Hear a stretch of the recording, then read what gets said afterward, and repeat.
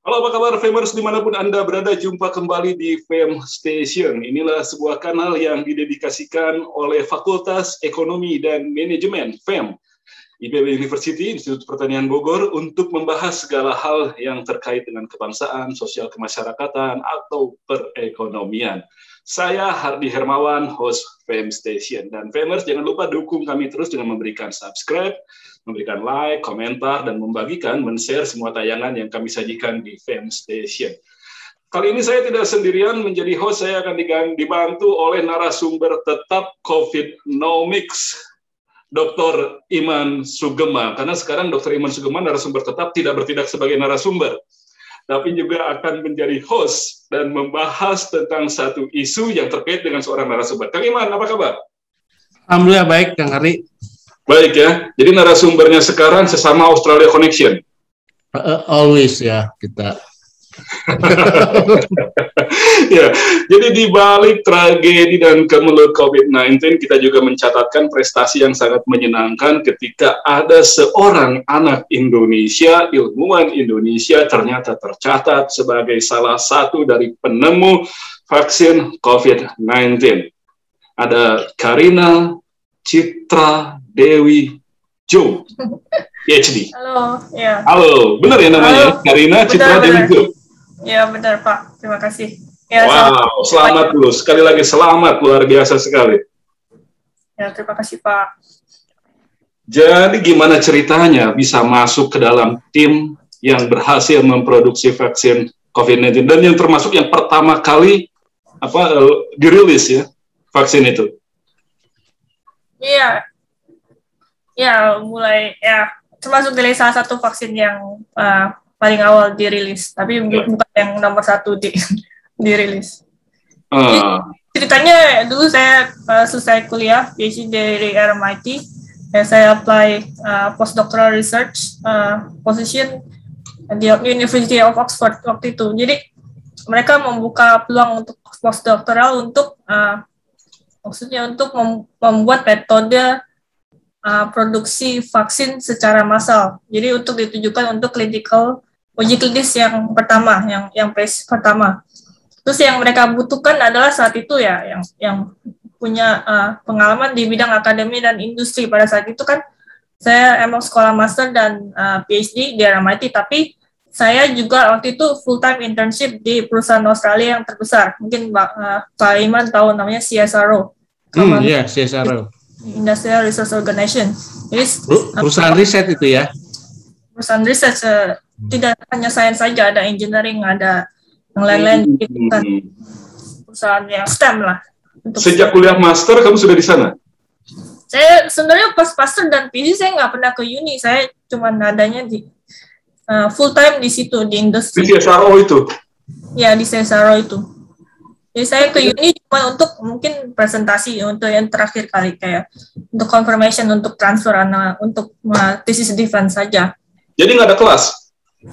Jadi nggak ada kelas ya. Saya kerjakan semua proyeknya di CSIRO. Oke. Ya, jadi pada saat lulus saya dapat degree dari university dan saya punya pengalaman kerja sekitar 7 tahun lah dari perusahaan itu. Jadi saya background-nya emang pada saat itu di laboratorium saya di CSIRO, background-nya adalah manufacturing biological product, ya monoclonal, therapeutic protein, vaksin segala macam. Jadi University of Oxford rekrut saya karena saya punya background itu untuk untuk produksi skala besar. Jadi saya direkrut tapi untuk proyek yang berbeda, maksudnya bukan untuk COVID-19, belum ada waktu itu ya? Iya, belum.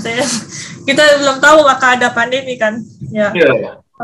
Waktu itu tim saya yang sekarang bertanggung jawab untuk uji klinis vaksin rabies di Tanzania dan di Inggris. Jadi mereka punya proses sebelumnya, tapi prosesnya untuk yang skala kecil ya, hampir 3 liter lah.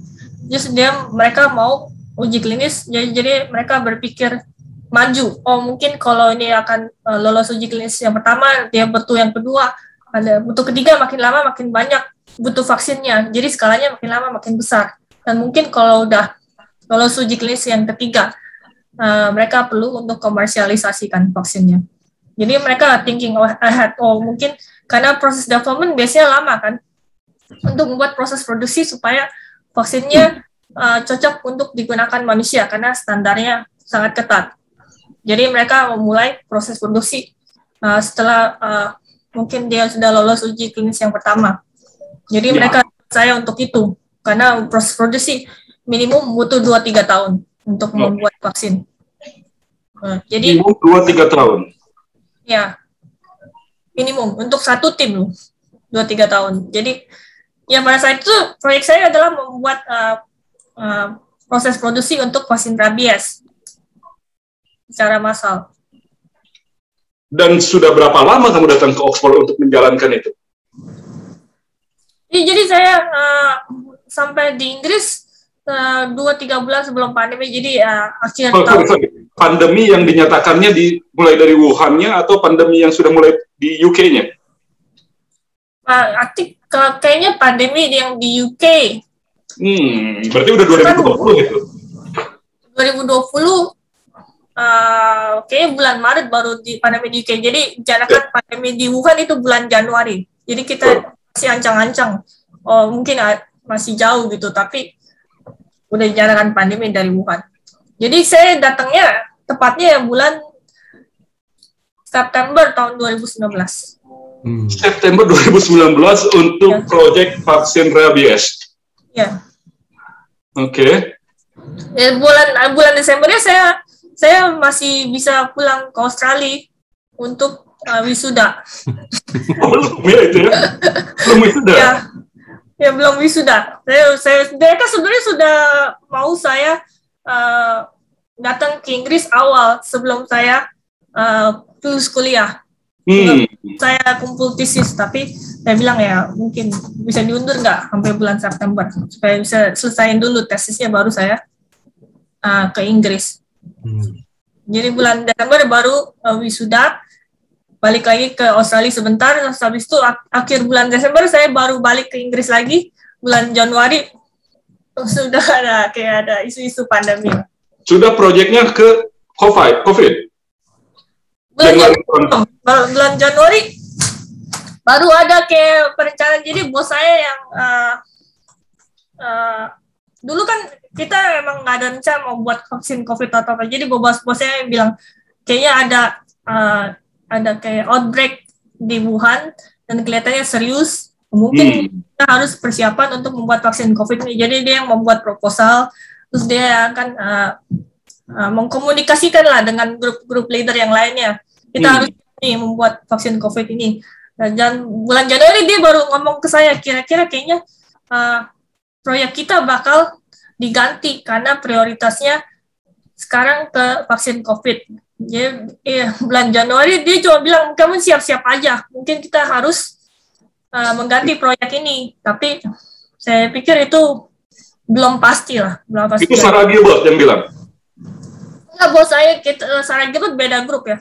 Bos saya namanya Alexander Douglas, dokter. Alexander Douglas. Jadi Januari itu baru menyatakan siap-siap saja gitu. Iya, siap-siap. Belum mulai. Ya, saya tetap kerjakan proyek vaksin rabies seperti biasa. Lalu sampai kapan itu rabies itu berjalan? Ya, jadi bulan Februari itu, setelah 1 bulan itu, bulan Februari, jadi pas 1 bulan itu mereka mulai membuat konstruk genetikanya untuk membuat di non-GMP lah, jadi masih dites genetikanya, baru nyampe ke saya bulan Februari.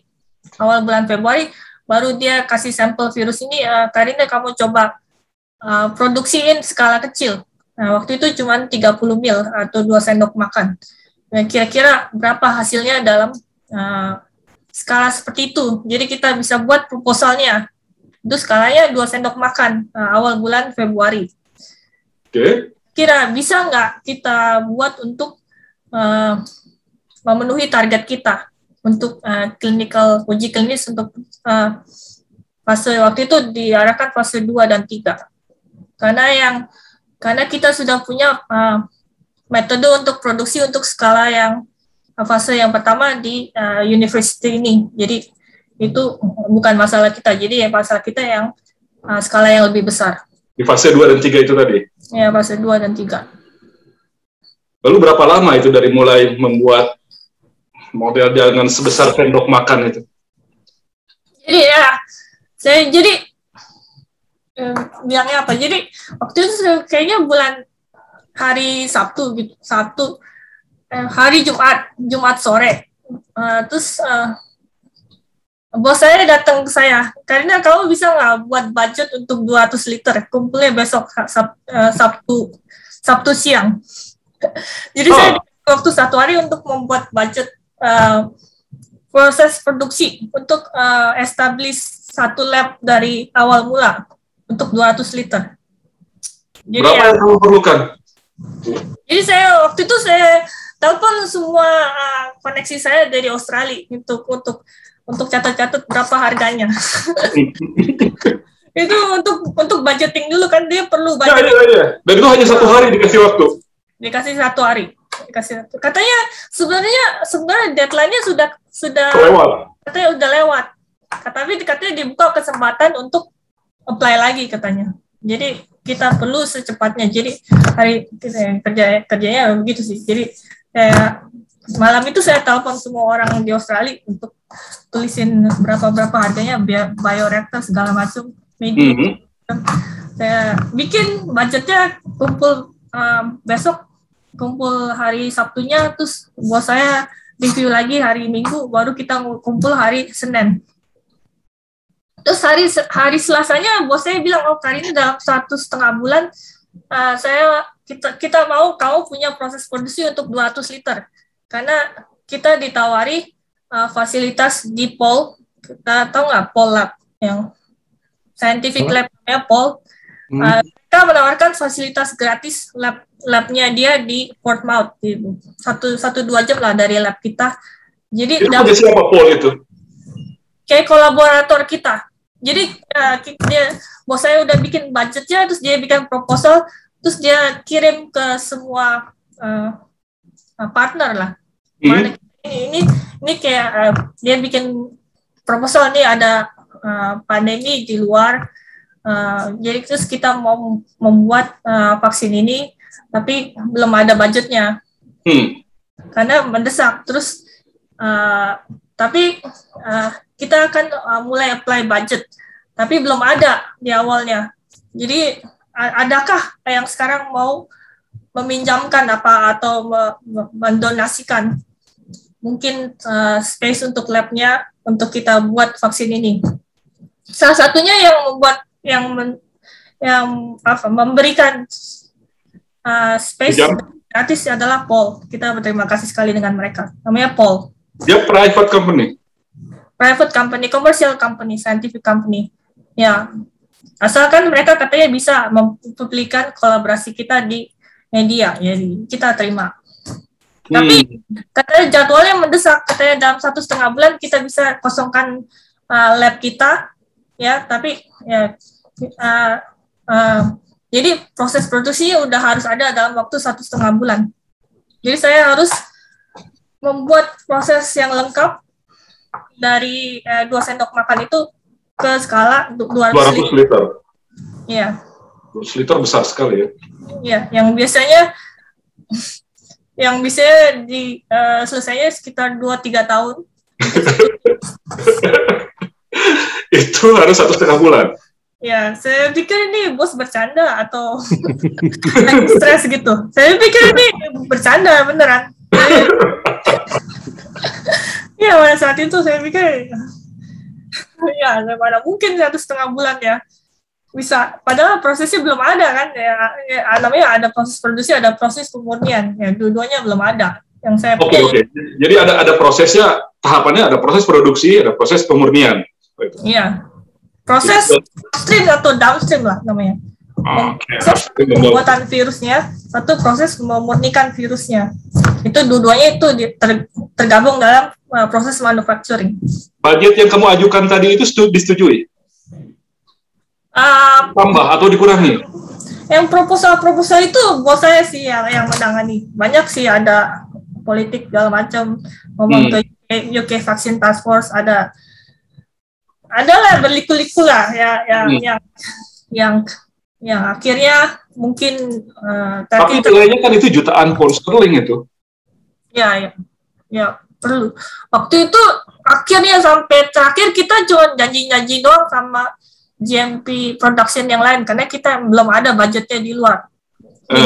Itu kita belum dapat budgetnya. Yang kita kasih ke partner kita cuma janji ya kita bakal dapat funding. Tapi fundingnya ya sampai terakhir ini mungkin proses untuk grant ya, application grant emang panjang. Ya. Akhirnya kita dapat, bos saya dapat funding dari pemerintah pada saat itu sekitar 66 juta pound sterling. 66 juta pound sterling. Itu pun untuk tahap yang pertama doang. Proses produksi emang mahal, Pak. Iya. Itu disetujui dalam waktu yang cukup cepat. Lama itu paling lama di belakang. Kita mulai proses produksi dulu, tapi biayanya ya kita bilang kita bayar di belakang. Di reimburse ya. Jadi cuman work on based on trust. Ya, tapi kamu bisa mendapatkan bahan baku, alat-alat dan sebagainya. Ya, itu kehebatan dari project manager saya. Mereka yang project manager grup kami, mereka yang mengatur kita. Jadi kita membuat perjanjian. Kita pada saat itu kita memutuskan mulai proses produksi, kita kontak dulu semua supplier. Jadi kita booking berapa ribu liter, berapa supplier semuanya ada di UK atau ke seluruh dunia juga mencarinya? Ke seluruh dunia. Ya, banyak kan dari Amerika Serikat. Jadi supply-nya di seluruh dunia lah. Kita ship the bioreactor dari lab yang satu ke lab yang lain gitu. Jadi proses pengiriman dan waktu tempuh mengirim juga perlu waktu lama. Ya, perlu waktu lama. Tapi kita stres. Jadi kita memberikan pengertian kepada mereka karena ini mendesak. Gitu. Jadi kita prioritas dari mereka.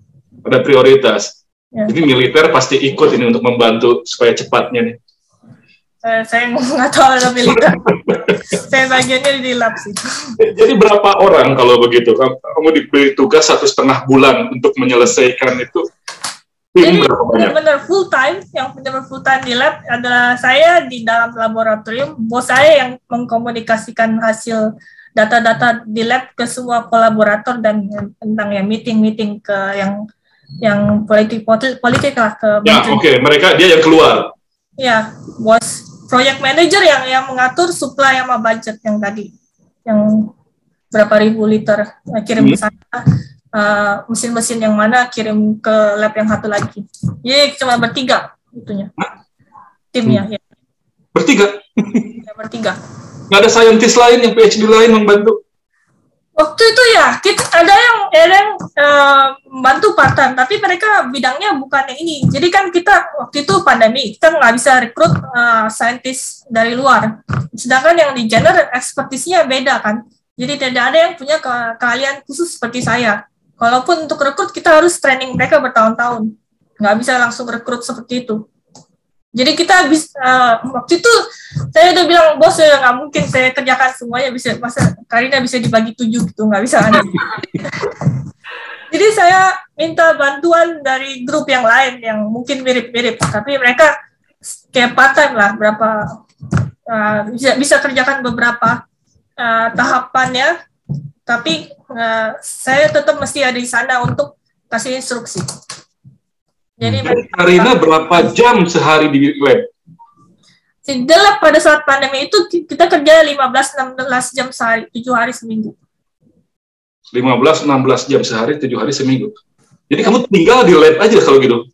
Iya, tinggal di lab. Jadi makan pagi, siang, malam di lab.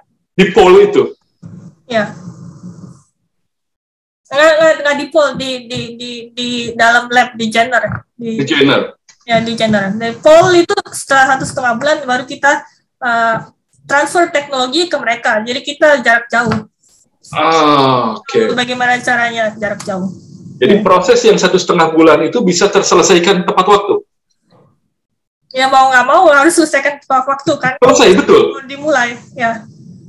Sudah mau delay prosesnya. Waktu itu saya ingat kan, kita masih transfer selnya. Jadi kayak host yang membuat virus itu. Jadi kita perlu kasih ke bibit selnya ke Pol Lab. Tapi kan itu labnya 2-3 jam naik mobil ke sana. Jadi saya titip ke project manager untuk bawa selnya. Jadi saya nggak bisa keluar dari lab ini karena tetap kerja. Jadi project manager saya nyetir, dia bawa asistennya untuk bawa sel itu. Tapi sel itu kan perlu dikocok-kocok terus kan. Selama 3 jam itu dia bawa sel ke dalam shaker, dalam flask itu, culture flask di 3 liter flask, terus dia drive dari sini ke Pol Lab itu. Itu semuanya nanti didokumentasikan sih di Public Health England. Itu udah ini kan kayak Mission Impossible ya. 2-3 tahun dibuat jadi 1,5 bulan. Dan tidak banyak saintis yang membantu. Ya. Kalau Bapak tanya tahun lalu bisa nggak? Saya bilang impossible. Awalnya bayangkan itu juga tidak bisa. Karina membayangkan. Saya nggak bayangkan sih sebenarnya. Ya saya sehari itu saya bisa kerja aja yang bisa dikerjain. Iyalah 15 jam sehari udah nggak bisa mikir apa-apa lagi, kerja tidur makan begitu aja mungkin ya. Iya, setiap hari seperti itu aja. Terus kok bisa? Ya, saya juga nggak tahu gimana bisanya ya. Saya juga nggak mikir panjang ke depannya bagaimana nanti kalau gagal atau apa. Sebenarnya kita nggak bisa gagal. Kalau gagal harus ulang lagi dari pertama kan. Itu pun membutuhkan waktu untuk menumbuhkan sel ini ke density yang kita mau, sel density yang kita mau. Terus kita setiap hari harus kumpul data karena setiap hari ada meeting dengan kolaborator yang lain, ada AstraZeneca, ada Oxford Biomedica. Jadi GMP yang lab yang lain menunggu hasil data dari lab kita. Jadi kalau eksperimen saya delay ya semuanya delay. Sedangkan kita sudah nggak bisa delay sama sekali karena udah ada jadwalnya untuk clinical trial, untuk uji klinis. Jadi untungnya pada saat itu belum ada eksperimen yang gagal. Jadi dari kolaborator yang lain pun tidak ada yang gagal artinya. Kolaborator yang lain ya ada lah, tapi kita kolaboratornya banyak. Jadi kita semuanya coba. Jadi kita ada yang gagal, ada yang enggak ya tapi ya ada. Ya. Jadi nggak semudah itu teknologi transfer, ada try and error gitu. Iya. Ya. Tapi kalau sekarang diceritakan, bagaimana 1,5 bulan itu bisa berhasil, itu bisa nggak sih? Apa yang membuat itu bisa berhasil dalam 1,5 bulan? Jadi karena pengalaman lah. Selama 7 tahun itu pengalaman saya sudah sering di dalam lab, saya tahu selnya seperti apa. Jadi saya mengerti walaupun bidangnya beda. Saya tidak pernah bekerja dengan viral vector pada saat itu. Oke. Pengalaman dan skill yang trainingnya harus jadi kan semuanya harus steril, aseptik. Jadi itu saja. Alat-alat, bahan baku semuanya tersedia memadai.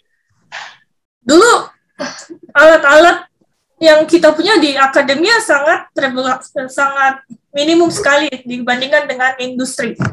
Saya mulai dengan alat-alat yang saya bilang tradisional. Di Jenner Institute itu? Ya, dibandingkan dengan ICS. Iya, dibandingkan lab akademia beda lah sama dengan lab industri. Jadi ya sangat minim. Baru jalan selama berapa bulan baru kita bisa beli alat-alat yang lumayan, yang lebih standar ya. Jadi sampai 1,5 bulan itu berarti sampai April 2020 ya? Ya sampai April 2020. Jadi itu apa yang dihasilkan akhirnya?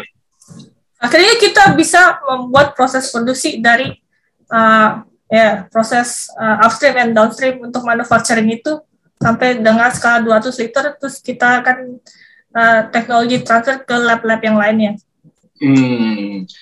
Jadi semua vaksin yang kemudian beredar dari AstraZeneca itu berasal awalnya dari lab yang Karina bikin lab ini lab dari Janner ini yang buat proses produksinya. Lalu kalau timnya Sarah Gilbert dan lain sebagainya itu apa yang mereka lakukan? Tim Sarah Gilbert beda lagi kan, dia kan bagiannya emerging pathogens. Jadi dia yang mengidentifikasi virus ini yang baru, dan dia membuat konstruknya. Jadi dia membuat membuat vaksinnya. Jadi dia membuat sequence dari vaksinnya. Bapak ngerti nggak? Bibitnya. Kagak ngerti. Lu ini deh. Profesor Sarah Gilbert yang sequence dari vaksinnya, oke lah, kebayang lah. Menemukan teknologi viral vectornya. Ya. Jadi timnya Sarah Gilbert kan yang sudah lama sih teknologinya sudah ada. Jadi sekarang karena ada penyakit yang baru, dia adaptasi vaksin ini untuk melawan COVID. Bagian tim saya yang memperbanyak vaksin ini. Jadi Profesor Gilbert yang mendesain lah vaksinnya. Fase uji klinis 2-3-nya di bulan? Sekitar bulan Agustus 2020. Bentar.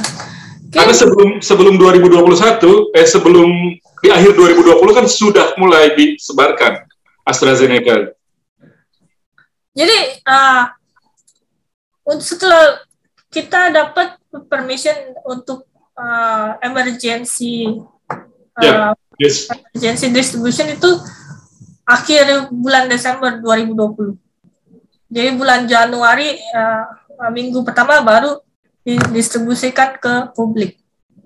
Januari 2021.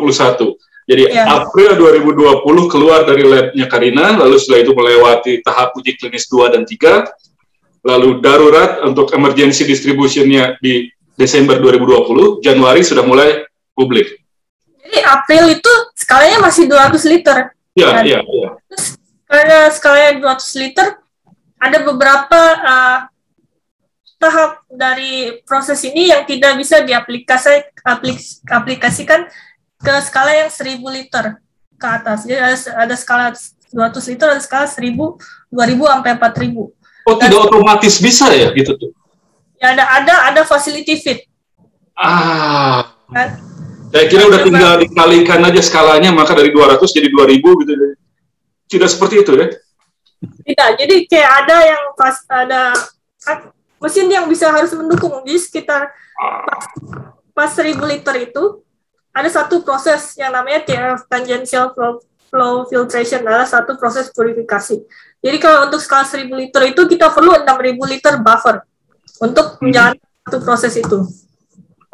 Dan harus punya pump rate yang harus 3.500 liter per jam.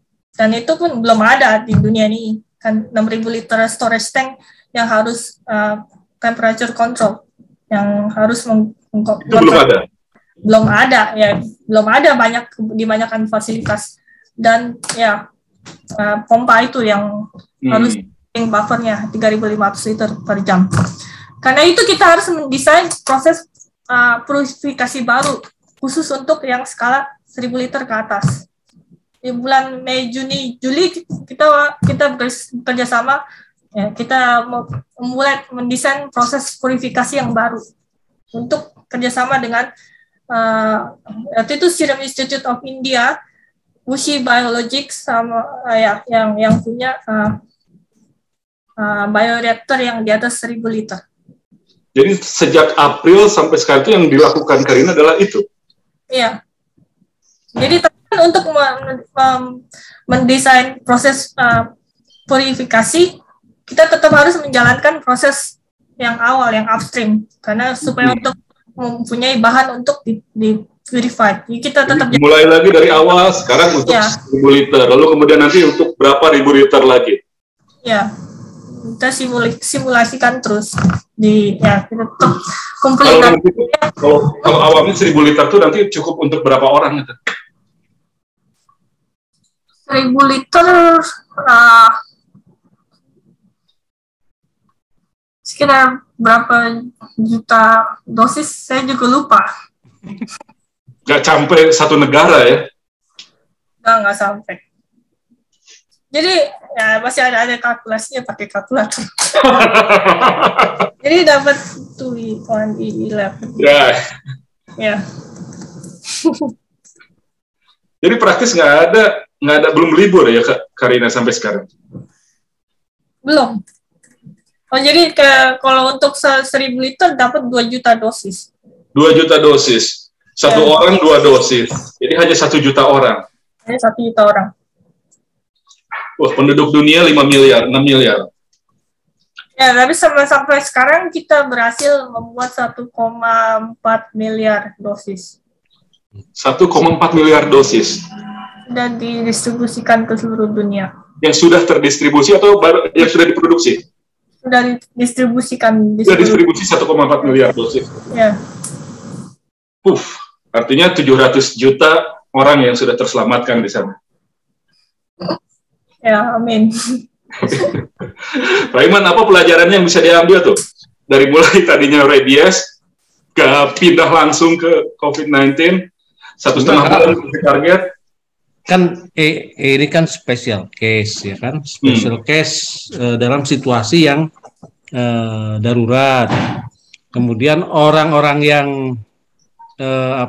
terlibat juga spesial ya. Artinya memang at the right time, ya kan, pada saat yang sama, suasana yang sama, ya kan, menjadi tim yang sama, dan itu hanya 3 orang.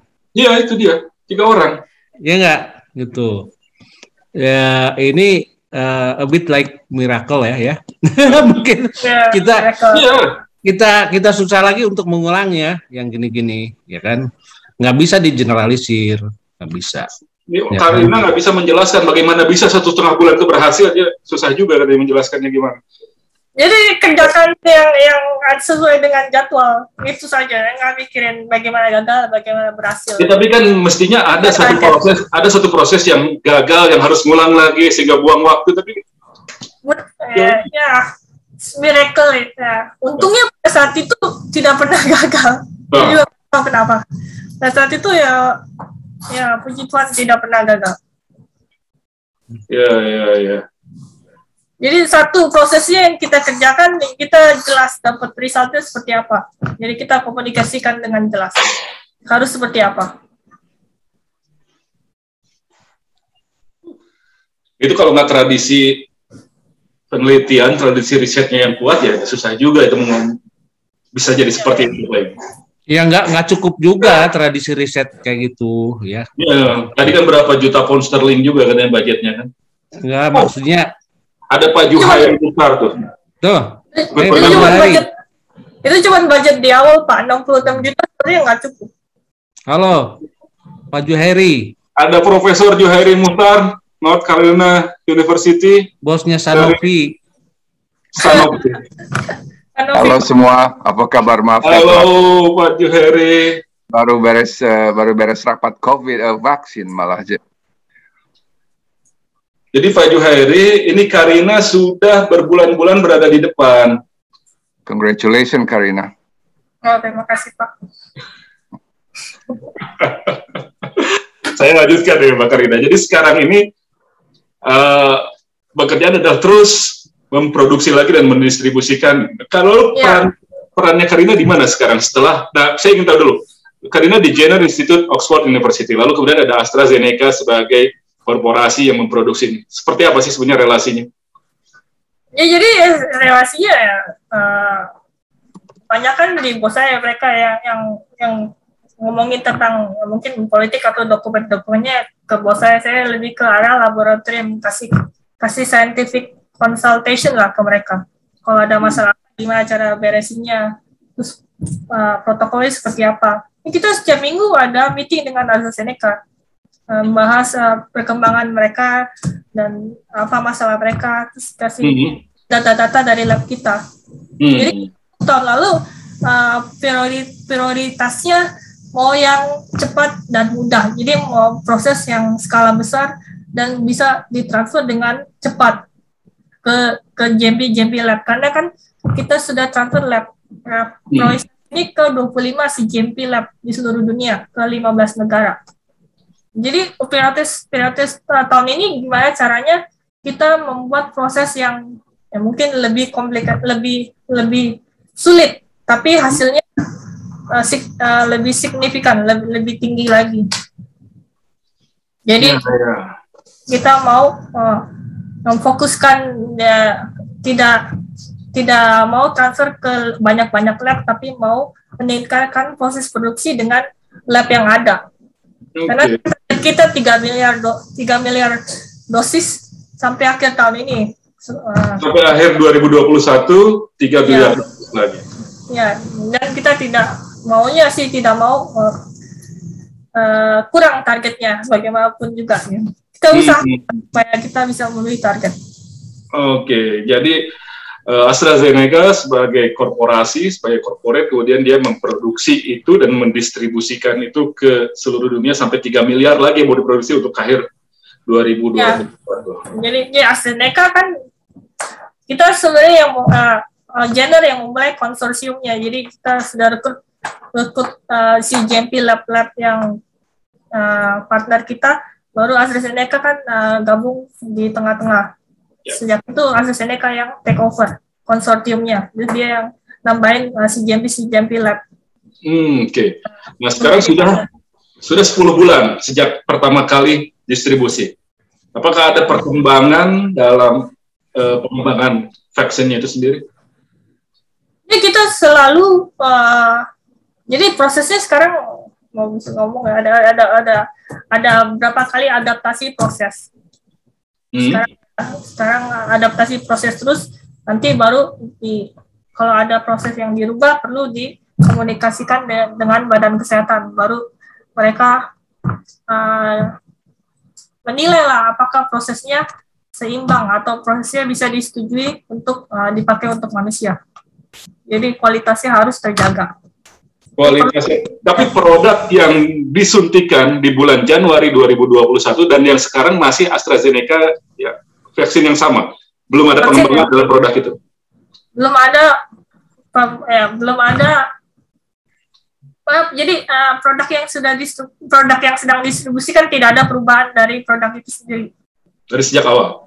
Ya, dari sejak awal. Tapi kalau membicarakan varian yang baru ya sudah didesain atau dipersiapkan oleh AstraZeneca, tapi belum belum disuggest untuk digunakan. Oke. Baik, sebentar ya, Femar, silakan Anda juga kalau ingin berkomentar, raise your hand atau tuliskan di chat room. Saya akan ke Pak Iman. Pak Iman, apa tuh itu? Sudah berjalan 10 bulan vaksinnya. Ini Pak Juhairi aja yang ngomong. Ya? Ini ada Pak Juhairi. Pak Juhairi ya? Coba Pak Juhairi kasih komentar dulu yang Pak Juhairi. Oke, terima kasih Kang Iman. Jadi pertama saya ucapkan selamat buat Karina ya. Ini prestasi yang besar. Ya. AstraZeneca itu salah satu vaksin yang pertama mungkin Moderna sama Pfizer itu mRNA. Yang ini AstraZeneca ini ada yang bilang virus vector, ada yang bilang adenovirus. Nah, ini satu bukti bahwa zaman sekarang ini research and development di pharmaceutical industry itu memang secara umum kurang produktif. Jadi mereka merangkul badan-badan riset seperti Oxford atau perusahaan-perusahaan kecil. Pfizer kan ngambil BioNTech, co-develop. Karena apa? Pfizer sendiri sebetulnya masih kurang berpengalaman dalam hal vaksin. Sanofi yang lebih berpengalaman, tapi Sanofi telat dalam hal ini. Nah, jadi congratulations buat Karina. Terus ini lagi sebetulnya, karena ini urusan humanity, ya. Jadi pada saat kita kekurangan di Eropa, Sanofi sebetulnya ikut produksi. Kita menggunakan fasilitas kita di Frankfurt untuk memproduksi baik itu Pfizer, BioNTech, atau Oxford/AstraZeneca. Jadi kita bantu produksi juga gitu ya. Nah, Tadi pertanyaan Kang Hardy bahwa apakah ini virus yang masih sama, vaksin masih sama? Mungkin sepertinya akan sama 1 tahun 2 tahun ke depan. Karena ini proses adenovirus, mungkin saya salah Karina ya. Kalau nggak salah AstraZeneca itu kan menggunakan adenovirus yang untuk memproduksi protein S dari simpanse ya. Apa saya atau enggak? Itu prosesnya lama Kang Hardy, yang akan lebih cepat sebetulnya mRNA. Karena mRNA kan intinya cuma satu potongan kecil dari ribonucleic acid, tinggal fotokopi aja. Jadi kalau misalnya ada varian baru, proteinisnya dilihat, di fotokopi itu mungkin lebih cepat. Gitu. Nah, tapi sekali lagi AstraZeneca di sini saya salut karena apa? Mereka cepat dan tanggap melihat potensi Oxford. AstraZeneca dari segi history sebetulnya jauh lebih muda dibanding Sanofi. Sanofi kan Pasteur. Pasteur kan bibit-bibitnya vaksin. Iya. Betul. Nah, jadi pertanyaan saya ke Karina, jadi sekarang sepertinya lebih ke di lab ya Karina ya? Di lab. Nah, mungkin mulai saatnya berpikir untuk, karena ini sedikit merembet ke yang lain ke Kang Hardy. Kalau urusan COVID, vaksin, saya optimistis, baik di Indonesia maupun di dunia. Karena bilang 3 miliar ya dari AstraZeneca sampai 2022. Sanofi mudah-mudahan Januari kita mulai rekombinan. Kemudian Pfizer, Moderna terus berkembang. Mudah-mudahan 2022 akhir kita mulai bisa kontrol virus ini. Nggak akan pernah hilang sih, tapi bisa kontrol. Mudah-mudahan itu mulai seperti flu biasa. Jadi memang kita harus vaksin setiap tahun, tapi sudah ya tanda kutip normal. Dan pertanyaan saya ke Karina, harus mulai berpikir setelah postdoc ini selesai, mau kemana Kari? Ke Sanofi aja, ke Sanofi. ada lowongan Pak. Ada lah, Vice President itu bisa atur itu. Jadi pertama, ya ada bisa mau di akademia, Oxford atau pindah ke industri. Nah, saya dulu di akademia, saya dulu di University of North Carolina Chapel Hill. Sekarang masih, tapi sebagai HR. Saya pindah karena saya melihat di bidang saya untuk jadi full professor itu harus dapat NIH grant. Di sini profesor harus dapat gaji sendiri, jadi nggak digaji pemerintah. Kita harus cari itu sendiri ya, cari grant sendiri. Nah, saya lihat waktu itu kurang serk dengan prosedurnya. Jadi saya pindah ke industri. Saya bilang ke industri tahun 2000. Saya bilang di industri saya mau riset apa aja suka-suka gitu kan. Karena dananya nggak terbatas. Nah, you have to ask yourself, Karina, what do I like? Saya kira dua-duanya bagus. Yang penting passion kita di mana. Industri, good. Akademia, good. Nah, kalau mau industri, you call me. Jangan bilang-bilang orang ya, masalahnya ini jadi ini kita aja.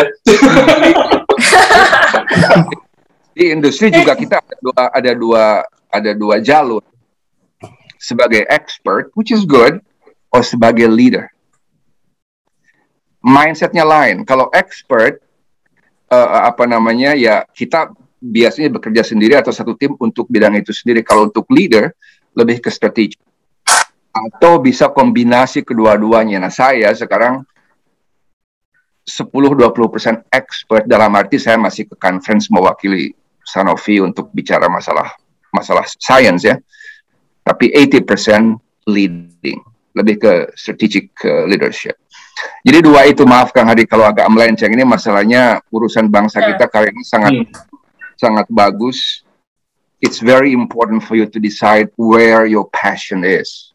Industri, akademia, or leadership or expertise. Yang penting yang jelas, saya ikut senang Karina sukses di Oxford AstraZeneca. Bagaimana nggak kalau ke Jalan Pasteur aja, ke Jalan Pasteur? Itu. Saya sebenarnya backgroundnya sebenarnya industri. Saya waktu itu saya PhD, saya mau melanjutkan kerja di Siasaro sebagai industri, tapi waktu salah satu leadernya dari Siasaro bilang, kayaknya kamu udah 7 tahun di sini, yang mau kamu kerjakan, ya mau dipelajarin sudah semua kamu pelajari, udah selesai PhD ya kamu mungkin pergi ke belahan dunia lain katanya untuk melihat teknologi di negara lain, atau pelajari apa yang dari baru. Makanya saya pilih viral vector dari Oxford. Dan mereka bilang setelah postdoc itu kalau mau balik ke industri ya terserah kamu katanya. Tapi emang Pak, saya selalu passionnya saya di industri. Karena dari 2005 Karina ini baru lulus SMA di SMA BPK Penabur Jakarta. 2005 ya? Ya 2005. Lalu kuliah ke Hong Kong. Ya. Kuliah di University of Hong Kong sampai S1 lah, apa BSc. Ya. Lalu ke Melbourne. Ya, habis ke Melbourne saya sebenarnya nggak langsung ambil master waktu itu orang tua saya mau ambil saya sekolah memasak. Waktu saya sekolah masak 2 tahun saya kerja jadi chef. Di Hong Kong belajar apa di Hong Kong? Hong Kong saya belajar bioteknologi. Bioteknologi. Ke Melbourne jadi chef. Jadi chef. Di sekolah professional chef. Jadi chef juga kita 3-4 tahun lah. Baru saya kuliah master. Bioteknologi lagi? Ya, bioteknologi lagi. Terus, jadi mulai tahun berapa kuliah master? Waktu itu tahun 2012. Baru 2012 mulai lagi? Ya, mulai lagi. Oke. Masih muda, masih banyak potensial, dan saya senang Karina ngambil chef juga karena dalam karir saya bilang orang yang terlalu narrow dia dalam pendidikannya itu. Enggak, kalau di Indonesia harus linear semuanya, nggak ada chef. Justru bagus. Nah, satu hal lagi tadi Kang Iman bilang ke Jalan Pasteur ya. Satu hal juga yang mungkin perlu dipertimbangkan, Karina bisa kembali ke Indonesia membangun industri, baik vaksin atau pharmaceutical di Indonesia, ya. Karena apa? Zaman sekarang innovation, creativity is everything. Nah, makanya kenapa vaksin sekarang bisa diproduksi dalam 14 bulan, biasanya 75 bulan, that's innovation, that's creativity. Jadi menggunakan exactly, mRNA itu kan sudah ada untuk bidang lain, tapi di twist jadi vaksin. Demikian juga adenovirus, itu kan awalnya virus untuk Ebola di simpanse, tapi karena ada protein S-nya yang memang critical untuk coronavirus dipakai, berhasil kan. Nah, jadi Karina bisa berpikir kembali langsung ke Indonesia, but it's a global world. It's global world. Nah, saya sekarang mulai tiap minggu seminar COVID vaksin di Indonesia dan juga AI dan sebagainya. Nah, Karina dimanapun tetap Indonesia, betul. Exactly. Yeah. Exactly. Ya, saya tetap orang Indonesia. Yeah. Ya.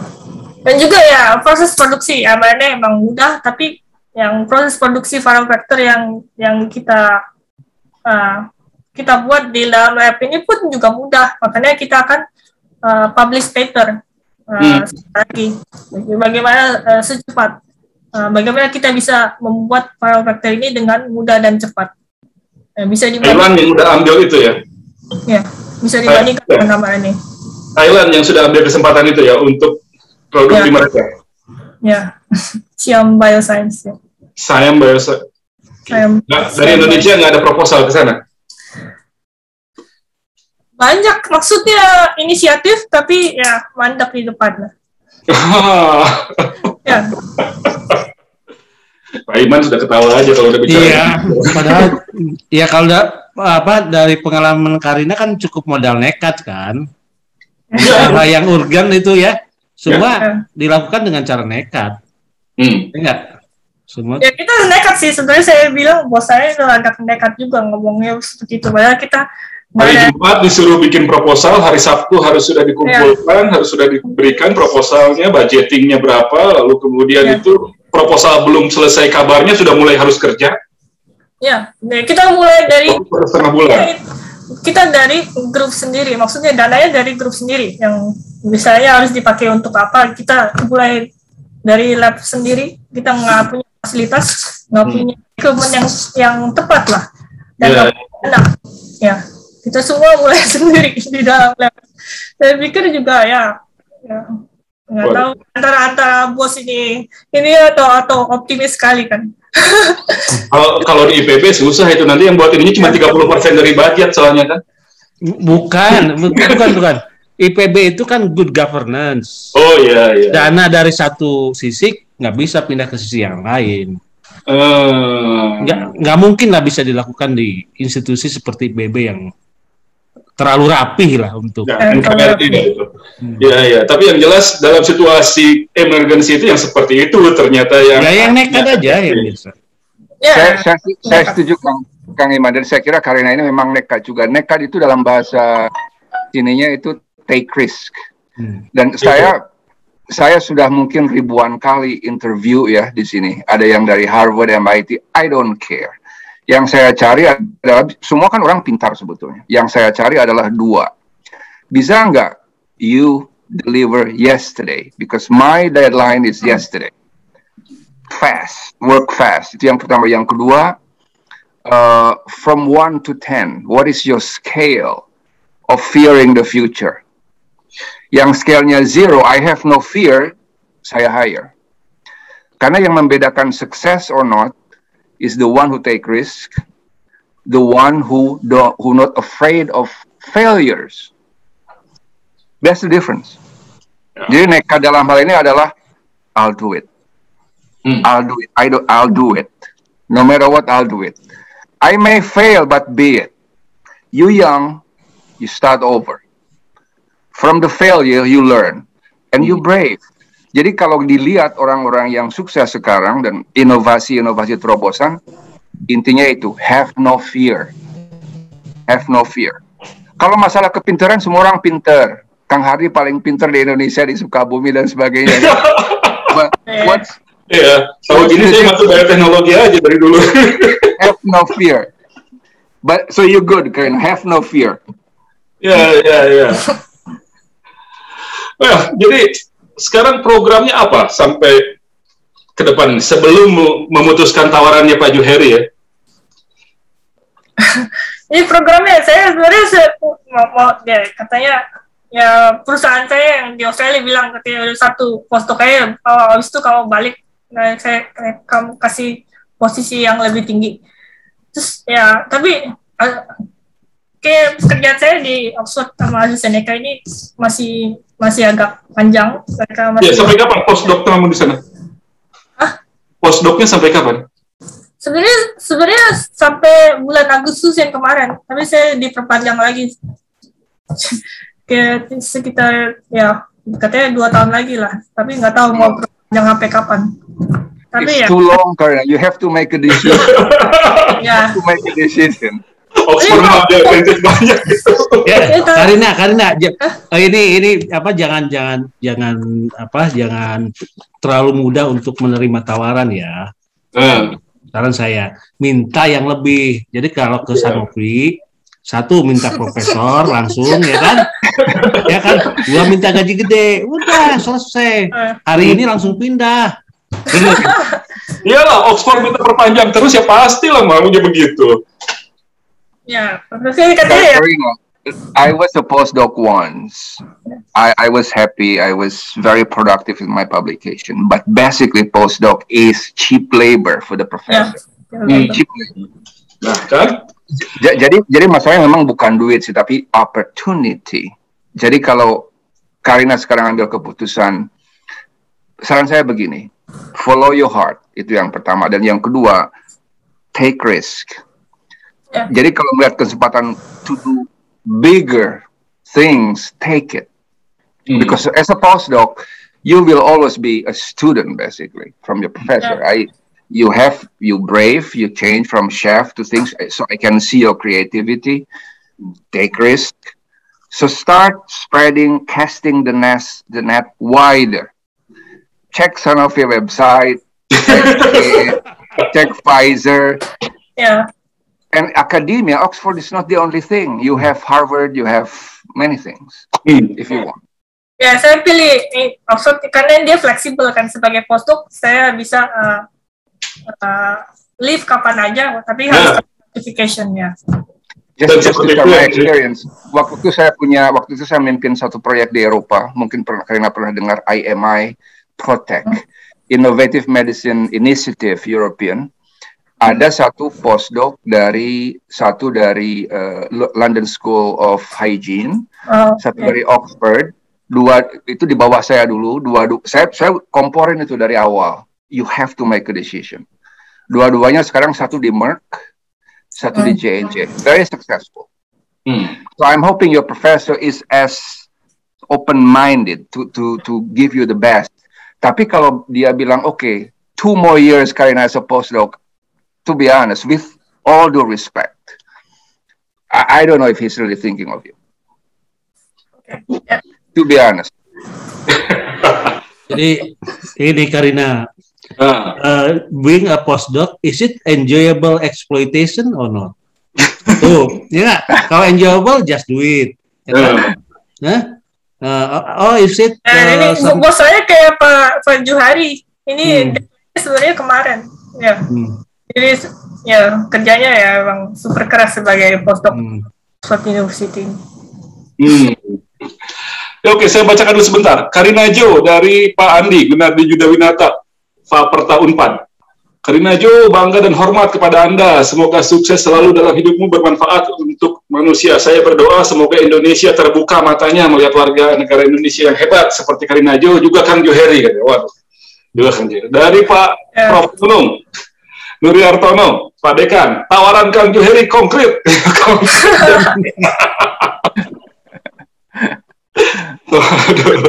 Ya, dan PMers Anda juga bisa tuliskan ya komentar nih, ada 2 orang Indonesia di 2 industri farmasi terbaik di dunia sekarang ini. Ada Pak Prof. Johari Muhtar yang Vice President di Sanofi Internasional, lalu ada Karina Jo di Oxford University sebetulnya, tapi kemudian AstraZeneca dalam proyek pembuatan vaksin COVID-19 ini. Dari Indonesia apa sih katanya Karina Jo setelah vaksin AstraZeneca ini digunakan di Indonesia? Apa terutama masukan yang datang dari evaluasi yang datang dari Indonesia untuk vaksin itu? Evaluasi apa ya Pak? KIPI-nya, produknya, atau efektivitasnya? Kita belum mendapatkan feedback dari Indonesia sebagai besar yang kita dapatkan ya dari Brasil, Kanada, dan UK. Oh, Asia deh, yang ras Melayu deh, yang agak-agak sama. Yang paling banyak datanya yang dari India. Bagaimana? Ya, mereka bilang ya KIPI-nya sesuai dengan yang sudah kita kasih lah ya, sejak dari uji klinis itu. Ya, semuanya terkendali. Semua terkendali. Ya. Lalu untuk proyek kalau ada varian lain dan sebagainya, tadi Kang Johari juga menyebutkan soal itu? Jadi semua perusahaan ya, kalau Pfizer pun, Moderna atau AstraZeneca sudah menyiapkan vaksin varian yang baru. Tapi mungkin ada rekomendasi berbeda-beda dari perusahaan vaksin sendiri. Tapi untuk dari AstraZeneca tidak masih belum direkomendasikan untuk memakai vaksin varian yang baru karena efektivitas vaksin yang sekarang masih sangat tinggi. Dan di atas 90% untuk mencegah kematian, di atas 90% untuk mencegah yang hospitalisasi dan penyakit-penyakit yang berat. Oke, atas pekerjaan kamu kemarin itu sebenarnya property right macam apa yang kamu pegang sekarang? Property right? Jadi kita sebagai inventor, tapi yang sebenarnya banyak berita-berita yang beredar ya. Mungkin bahasa Indonesia saya kurang bagus pada saat di interview yang dulu. Jadi yang punya paten itu ya Oxford University karena saya bekerja untuk Oxford University. Jadi saya Oxford jadinya. Oxford. Kan di bawah Oxford. Jadi yang bagian paten-paten itu yang semua saintis yang menemukan ya ada namanya di dalam paten itu, tapi yang bisa mengeksekusi paten adalah Oxford University. Itu asli dari paten itu. Saya sebagai inventor, ya penemu metodenya. Tercatat sebagai salah satu inventor dalam pengajuan paten mengenai vaksin itu tadi. Jadi bukan saya yang mempunyai patennya, mungkin saya mungkin salah ngomong apa-apa ya. Saya dipindah ya, saya penemu inventor ya, main inventor. Jadi jadi yang lain-lain kontributor. Terus ya untuk metode pembuatan vaksin itu sendiri yang mempunyai patennya itu adalah Oxford University. Kita dapat apa ya? Kita nggak dapat apa bahkan karena Oxford AstraZeneca mendistribusikan vaksinnya tanpa mengambil untung. Kalau kamu di bawahnya Pak Juheri ya udah beda nih sekarang. Oke, ini Pak Dekan kembali nih. I'm very proud of you, Karina dan Kang Juheri. Saya akan share episode ini ke semua mahasiswa. Saya dulu sempat diasistensikan oleh Kang Juheri. Oke, sejak dulu memang paling favorit di mata mahasiswa, apalagi mahasiswi. Pak Dekan tolong kamera dan mikrofonnya dibuka, Prof. Nunung. Ya, silakan, Pak Dekan. Ya, luar biasa nih Kang Juheri sama Karina. Terima kasih insight-nya. Take a risk. Itu memang harus kita selalu sampaikan ke anak-anak muda sekarang. Luar biasa Karina. Pasti Karina dulu juga bagian dari yang lomba chef di Australia itu saya kira. Master Chef. Master Chef. Master Chef episode berapa ya Karina ya? Tapi supaya kalau Master Chef kan amateur cooking, jadi karena saya professional background, jadi nggak bisa masuk situ. Oke. Saya kira daya tahan Karina di lab itu juga karena bakat masak itu ya, karena kan terbiasa di dapur dia. Dan ya, itu daya tahannya luar biasa itu. Ya. Tapi yang jelas kan Karina bilang master dan doktornya dia itu nggak pernah ada di kelas, jadi di CSRO. Bekerja di perusahaan riset, lalu kemudian diintegrasikan dengan perkuliahan di RMIT, dapat master, dapat doktor, Desember pulang dulu ke Australia, Desember 2020 untuk wisuda doktoral, pulang lagi ke Inggris, sudah ada pandemi, dihadapkan dengan perubahan rencana yang tadinya mau meneliti vaksin rabies, lalu menjadi ke COVID-19 dan sukses 1,5 bulan. Prof. Juheri 1,5 bulan dia selesaikan itu dari yang biasa 2-3 tahun itu.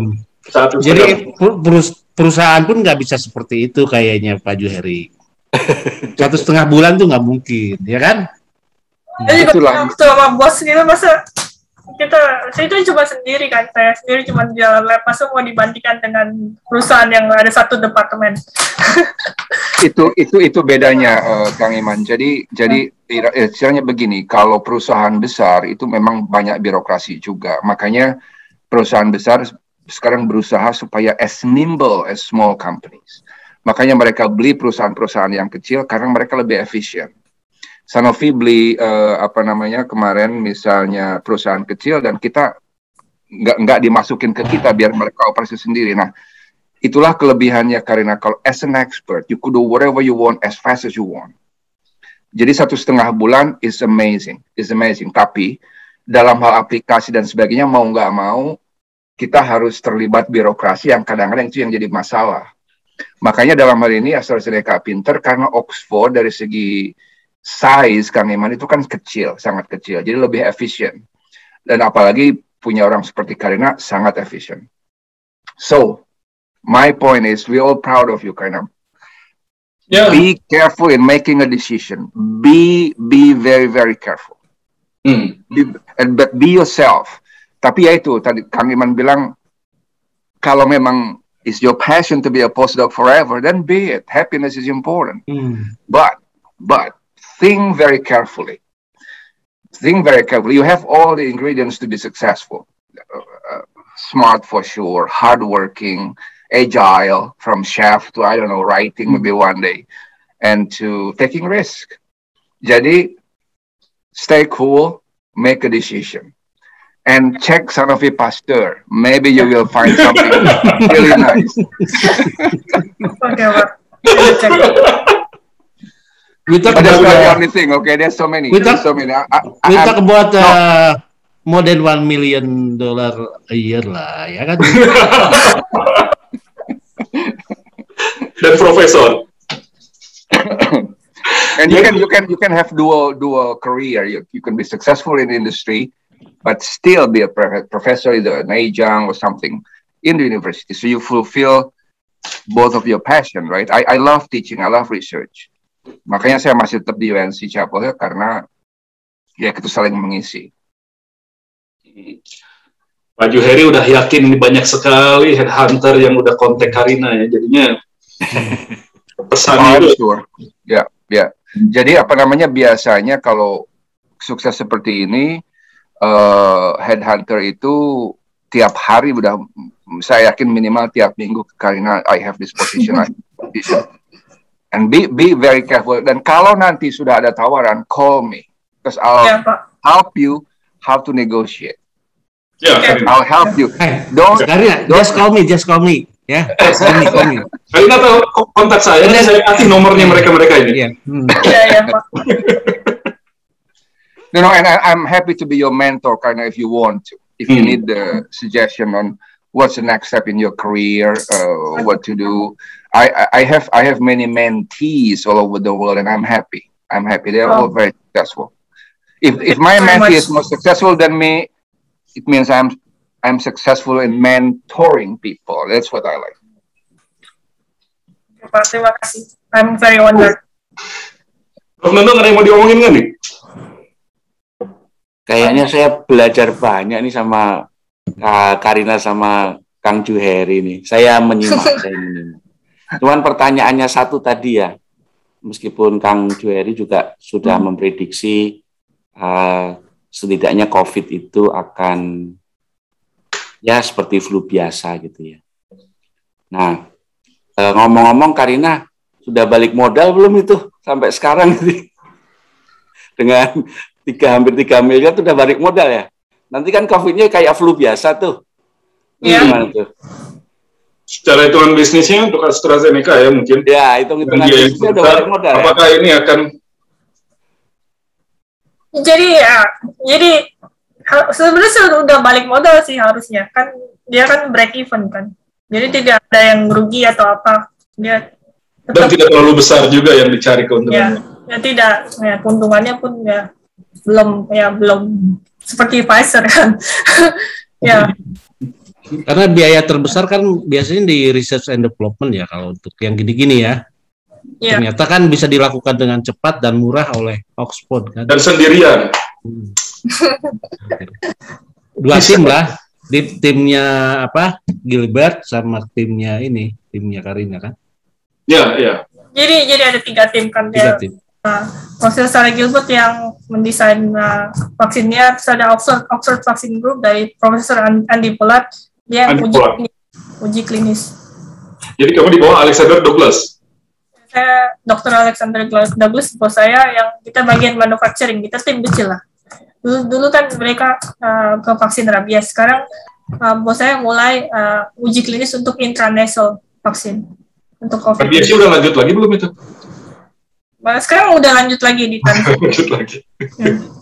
Sebentar, Karina terlibat di clinical development juga, atau lebih di preclinical, lebih di lab? Saya lebih ke lab, ke preclinical, ya. Preclinical, okay. Dan juga kan proses manufacturingnya tidak hanya dipakai untuk vaksin COVID, jadi bisa langsung diadaptasikan ke faktor yang lain. Jadi yang rabies bisa dipakai.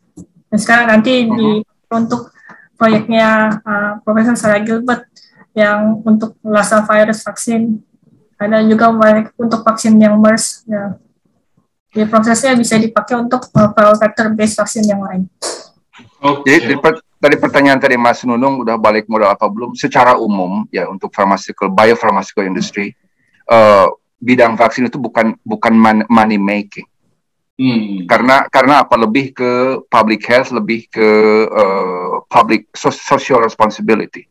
Negara-negara berkembang kan biasanya negara miskin apalagi di Afrika itu biasanya gratis atau hampir gratis atau sangat murah. Jadi pharmaceutical industry bikin uangnya bukan dari vaksin sebetulnya, tapi lebih ke farmasinya, lebih ke obatnya, obat-obat apalagi yang niche ya, yang zaman sekarang yang penyakit-penyakit yang diabetes atau hypertension atau yang kanker. Jadi dari situ. Nah, kalau tadi pertanyaan balik modal apa nggak sekarang, karena ini pandemi, saya yakin udah balik modal. Kalau Pfizer, karena istri saya Pfizer, mereka dalam 1 quarter bisa dapat kalau nggak salah $30 miliar, unheard of. Miliar dolar dalam 1 quarter, nggak pernah ada begitu. Dulu kita waktu Sanofi punya obat yang sangat bagus, Lantus untuk diabetes, paling-paling 9 miliar setahun. Jadi karena pandemi ini memang akan pasti balik modal kan, dan Karina betul bahwa teknologi seperti ini bukan hanya COVID. Oke, COVID mungkin suatu saat akan menjadi flu seperti biasa, seasonal flu. Jadi tapi setiap orang perlu tiap tahun kan. Dan tadi bisa rabies, bisa yang lain-lain. Jadi itulah inovasi. Jadi manfaat dari virus ini, coronavirus ini, orang lebih inovatif lagi. Dan it's not the end of the story. Pasti akan ada pandemi lain, tinggal masalah waktu aja. Dan kita akan lebih siap. Jadi misalkan kan satu perusahaan ya sebenarnya menguasai banyak teknologi. Juga bukan viral vector saja, jadi semua teknologi yang ada kayak mRNA juga penting, ada teknologi protein rekombinan juga penting ya, dan teknologi yang lain lah ya untuk vaksin virus-like particle. Nah, makanya karena adenovirus itu bukan hal yang mudah ya. Saran saya untuk bidang expertise, mulai juga mRNA, mulai juga rekombinan, mulai juga jenis yang tradisional, why not? Ya, Inaktif virus. Karena ini begini, ini juga bukan hanya untuk vaksin. Karena intinya vaksin kan prevention, treatment, to treat. Jadi Karina juga mulai mikir, nah mRNA ini atau jenis ini bisa nggak untuk treatment? Okay. Untuk treatmentnya, okay. Ya. Pak Iman? Big money.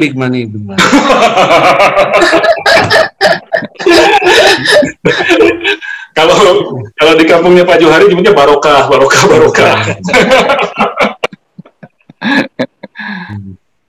Iya, sekali lagi selamat Karina. Jadi 2005 baru lulus dari SMA BPK Penabur, dan sekarang 2021 tercatat menjadi salah satu penemu dari vaksin COVID-19 dari Oxford University / AstraZeneca. Congratulations, selamat, kami ikut bangga sekali. Kedepannya bisa kontak Pak Johari, atau nanti kalau misalnya mau tawar-tawaran sama Pak Johari, minta ke Pak Iman untuk bisa bantu. Supaya dapat penawaran yang terbaik dari Pak Johari. Karena kan nanti takutnya kalau langsung ketemu, ya aja lagi Pak Johari kasih begini, oke. Hubungi dulu Pak Iman kalau mau kontak dengan Pak Johari. Terima kasih ya Karina ya, sukses terus. Ya, terima kasih. Di UK sekarang sudah bisa nonton bola, sudah bisa. Ya sudah bebas semua. Tapi kamu masih di lab aja lagi, nggak kemana-mana. Ya saya masih di lab, banyak. Ya main lah nonton bola sana. Belakangan ini banyak kan interview sama publik di Inggris. Ya. Ya udah jalan-jalan. UK sekarang berapa tuh? 30.000 sehari kasus barunya. Tapi ya kematiannya rendah dan artinya semuanya bisa tertanggulangi. Di Indonesia udah 900 per hari, jadi udah rendah sekali. Tapi kita nggak tahu beberapa waktu ke depan nanti akan seperti apa. Ya mudah-mudahan pandeminya segera cepat selesai dan Karina bisa mendapatkan yang terbaik lagi. Masih panjang sekali. Saya yakin ini belum 30 dia. Oke. Terima kasih Pak Iman. Terima kasih Pak Johari, Pak Nunung, terima kasih semua, juga Famer semua, terima kasih. Nanti kalau ada komentar silakan tulis di kolom komentar. Jangan lupa subscribe, like, dan sebarkan komentar juga, sebarkan semua tayangan yang kami sajikan di Fame Station. Ini ada yang chat sempat, Pak Budi Purwanto, perlu di-share ke Pak Rektor, ya jelas. Nanti kita share lah ke Pak Rektor kita, seperti apa seharusnya seorang ilmuwan bekerja di perusahaan riset, dapat master, dapat PhD, lalu kemudian postdoc, kerjanya di lab lagi, udah selesai dengan hasil vaksin yang luar biasa. Terima kasih semuanya. Mudah-mudahan bermanfaat. Saya Hardi Hermawan pamit. Sampai jumpa. Ya, sampai jumpa. Terima kasih. Terima kasih.